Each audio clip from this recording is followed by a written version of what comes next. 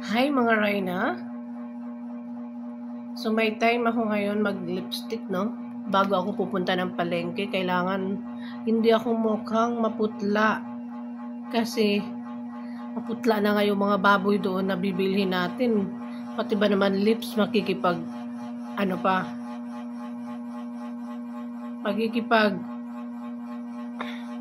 agawan pa doon sa kaputlaan ng baboy. O, diba?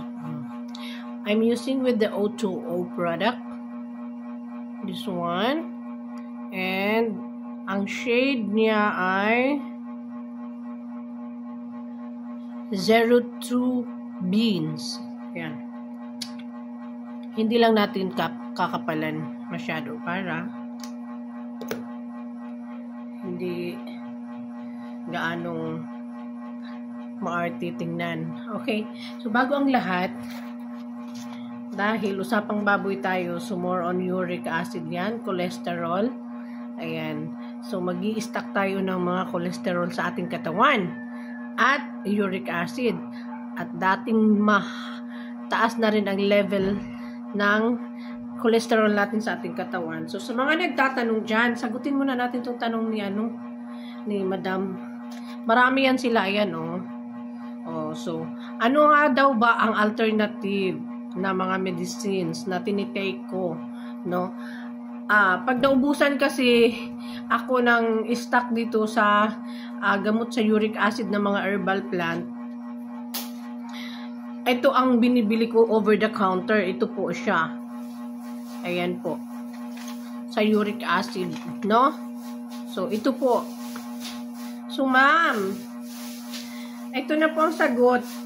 Kasi pag nasa Middle East po, wala naman po talagang dahon ng tuba-tuba or mga hindi ganong known or kilala dyan. Ang dahon ng tuba-tuba, dahon ng wachichaw, ng sinaw-sinaw. So, ayan po. Ito na lang po ang bilhin mo. You can search it sa Google naman. Meron naman ito. So, ito po ang laman yan, Ito po ang laman. Ito. Pero kasi umpisa nung ito guys, ay pakita. So, ito po ang laman yan. Ito. Ito ang itsura. Ayan. Depende po, may milligram po ito, ha?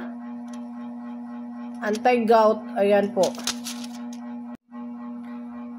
So, ang iniinom ko nito is 20 gram. Kasi ito 40 gram.